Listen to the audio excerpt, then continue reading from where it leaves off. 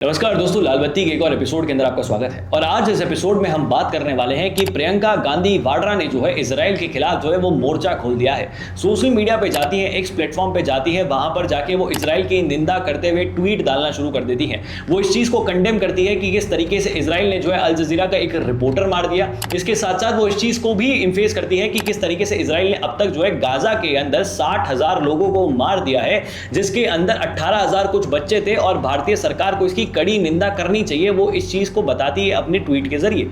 उसके जवाब में जो है इजराइल के जो एनवॉय है इंडिया के अंदर, वो इसका जवाब देते हैं और प्रियंका गांधी को इस चीज को बता देते हैं कि 60,000 में से 25,000 तो आतंकवादी थे। इस चीज को लेकर जो है प्रियंका गांधी और इजराइल के एनवॉय के बीच में एक ट्वीट वाली जो जंग होती है वो छिड़ने लग जाती है और पूरी दुनिया जो है इसको ऑब्जर्व करती है कि किस तरीके से भारत की एक ऑपोजिशन की एमपी, जो कोई बहुत छोटी एमपी नहीं है, वो एक ऐसे परिवार से आती है जिस परिवार ने जो है भारतीय राजनीति के अंदर बहुत कुछ किया है, वो इजराइल के खिलाफ बोलना शुरू कर देती है।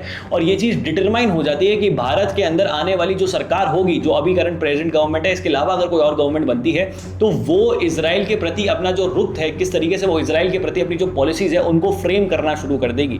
लेकिन अगर हम इस खबर के अंदर जाते हैं कि क्या इजराइल ने इतने सारे लोगों को मार दिया है, तो यूरोप के भी बहुत सारे नेशंस हैं, इनफैक्ट 5 आई नेशन जैसे यूके, ऑस्ट्रेलिया, न्यूजीलैंड, कनाडा, अब वो भी मिलकर जो है इजराइल की निंदा कर रहे हैं। पूरी दुनिया भर के अंदर अगर कोई देश तो सबसे ज्यादा इजराइल के साथ खड़ा हुआ है वो अमेरिका ही है। और अमेरिका के अंदर जिस तरीके से इजराइल को फुल सपोर्ट मिल रहा है, क्योंकि इजराइल की एक बहुत ही एक्टिव लॉबी अमेरिका के अंदर हमेशा मौजूद रहती है। भले ही अमेरिका में कोई भी प्रधानमंत्री बने, इजराइल के प्रति जो उनकी पॉलिसीज होती हैं वो कभी भी चेंज नहीं हुई। आप याद कीजिए किस तरीके से डोनाल्ड ट्रंप बेंजामिन नेतन्याहू को जब इलेक्शन कैंपेन लड़ रहे थे तो इजराइल के खिलाफ भी एक दो शब्द निकल जाते थे, गलती से निकल जाते थे। लेकिन बाद में प्रेसिडेंट बनने के बाद इजराइल के प्रति, भले ही वो जो बाइडेन हो या डोनाल्ड ट्रंप हो या फिर कोई और नेता, इजराइल के प्रति जो उनकी पॉलिसीज है वो कभी चेंज नहीं होगी, वो डायरेक्टली एकदम सेम रहेगी। और इसी चीज को बाकी यूरोपियन नेशंस नहीं मान रहे हैं। बाकी यूरोपियन नेशन जैसे इटली हो गया, जर्मनी हो गया, वो इस चीज की कड़ी निंदा कर रहे हैं और इजराइल को बोल रहे हैं कि आप जो चीज कर रहे हैं वो ह्यूमैनिटी के खिलाफ है। जिस तरीके से आप वहां पर गाजा के अंदर लोगों को मार रहे हैं वो बहुत गलत हो रहा है। वहां पे स्टारवेशन अपनी चरम सीमा पर है, लोग भुखमरी से भी मर रहे हैं। इजराइल की मिसाइल से तो मर ही मर रहे हैं, इसके साथ साथ ही लोग भुखमरी से भी मर रहे हैं। इनफैक्ट इजराइल ने बॉर्डर्स भी ब्लॉक कर रखी है, जिससे लोगों के पास खाना तक नहीं पहुंच रहा है। जिस तरीके से प्लेन के जरिए वहां पे खाना नीचे फेंका जाता है, लोग उसकी तरफ भगते हैं, उसको खाने के लिए दौड़ते हैं, तब जाके वहां पे लोगों को खाना नसीब होता है। तो ये दृश्य, ये इमेजेस जो बैकग्राउंड के अंदर चल रही है ना, ये इजराइल से सामने आ रही है, जिसको पूरी दुनिया देखते हुए एक कड़ी निंदा कर रही, पूरी दुनिया की कड़ी निंदा कर रही है। लेकिन अगर हम भारत के संदर्भ में आ जाते हैं तो अभी भारतीय सरकार जो है वो इजराइल की कड़ी निंदा नहीं कर रही। हाँ, हम ये चीज बोलते हैं कि वॉर रुक जानी चाहिए, 2 स्टेट थ्योरी होनी चाहिए, कि मतलब दोनों देश मिलकर सामने बैठे अपनी बॉर्डर्स डिफाइन करें और खुशी खुशी रहिए। भारत इस चीज को सपोर्ट करता है। भारत ने ना इजराइल की कड़ी निंदा करी है, ना ही पैलेस्टीन को प्रॉपरली इतने अच्छे से सपोर्ट किया है। भले हमने वहां पर मेडिसिन की एड भेजी है, वहां पर फूड एड भेजी है, लेकिन हमने इजराइल की कड़ी निंदा नहीं करी जैसे बाकी देश कर रहे हैं। क्यों? क्योंकि ऑपरेशन सिंदूर के दौरान भी बेंजामिन नेतन्याहू ने चीज बोली है कि इजरायली मेड्स ड्रोन ने जो है वो वहां पर पाकिस्तान के अंदर आतंकवादियों को मारा था। तो ये चीज साबित हो जाती है कि इजराइल भारत के साथ खड़ा है। भले ही अमेरिका की पॉलिसीज इंडिया के खिलाफ क्या हो सकती है, लेकिन इजराइल भारत के साथ खड़ा हुआ है। और इसी को लेकर कुछ जियोपॉलिटिकल जो थिंकर्स हैं वो इस चीज को बोल रहे हैं कि क्यों ना हम इजराइल का इस्तेमाल करके यूएस की पॉलिसीज टूवर्ड्स इंडिया को शिफ्ट कर ले। कैसे? जिस तरीके से यूएसए ने इंडिया का इस्तेमाल करके रशिया के टूवर्ड जो अपनी पॉलिसीज है उसको शिफ्ट करने की कोशिश करी कि इंडिया पर टैरिफ लगाते हैं, इंडिया पर टैरिफ लगाते हैं, जो अगर वो रशियन ऑयल खरीद रहा है तो रशिया अपने आप नरम हो जाएगा। रशिया नरम हुआ, रशिया के अंदर पुतिन ट्रंप से मिलने के लिए, अलास्का जाने के लिए, मीटिंग के लिए रेडी हो जाते हैं।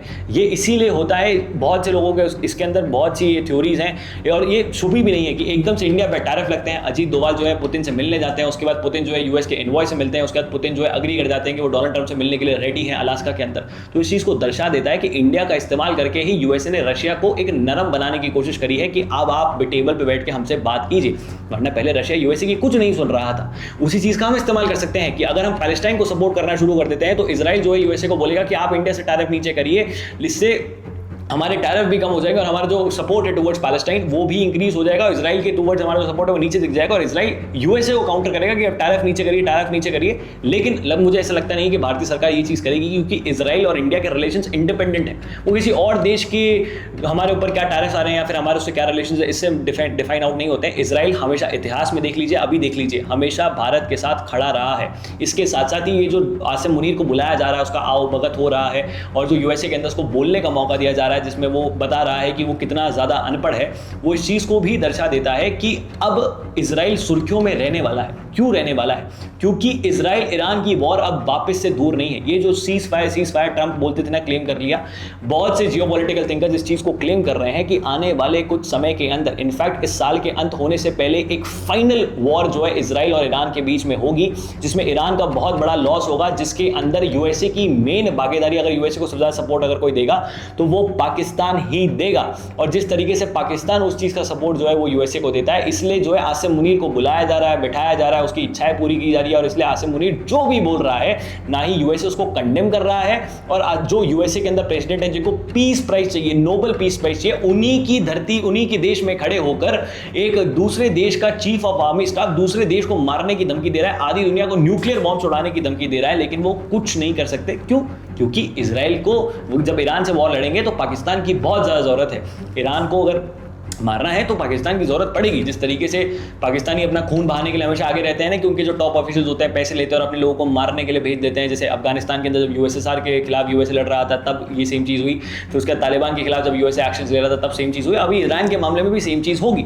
तो ये पूरी जियोपॉलिटिकल सिचुएशंस अभी इस पॉइंट ऑफ टाइम पर क्रिएट आउट होती हुई दिख रही हैं। सिर्फ एक ट्वीट से लेकर प्रियंका गांधी से ये सिचुएशन डेराइव आउट हो रही है। तो आपको समझ आया कि ये ट्वीट इसी पॉइंट ऑफ टाइम पर एकदम से क्यों आ जाता है, कैसा आ जाता है, क्या आ जाता है? बाकी आप लोग समझदार हैं, नीचे कमेंट बॉक्स में लिख सकते हैं। आप लोगों की क्या राय है, नीचे कमेंट बॉक्स में लिख के जरूर बताइएगा। इस वीडियो को शेयर करें, ज़्यादा लोगों तक पहुंचाएं। जय हिंद, जय भारत, भारत माता की जय, और हाँ, पानी बचाएं।